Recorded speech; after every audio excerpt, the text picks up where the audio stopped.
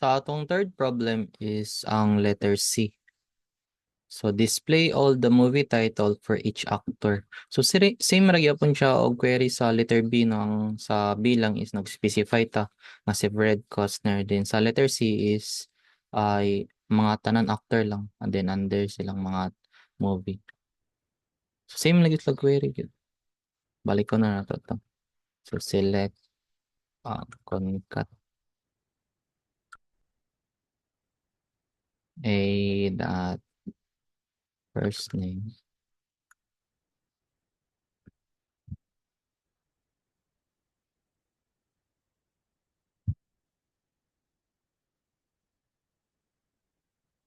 alias actor. Movie title niya. F dot title as movie. Ano, pwede na, movies na lang. Sorry. From table nga film. Then inner join na rin diretso. Inner join. Okay. Film actor.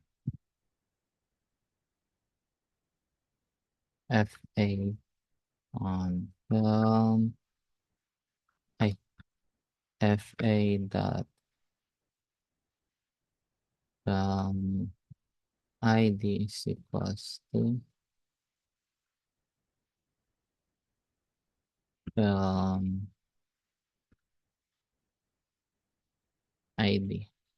Sakto ba?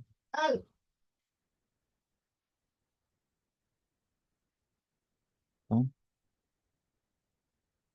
Then, i-connect na din na to ang actor din nga table. Si actor A on film FA dot film sayo A dot actor ID is equals to FA dot actor ID. So, kaning nga query is i-return niya ang mga movies o ilang mga actor. Tara na nato. Alright. Muna ang mga actors. Then, ang ilahang movies dayon. So, that's it.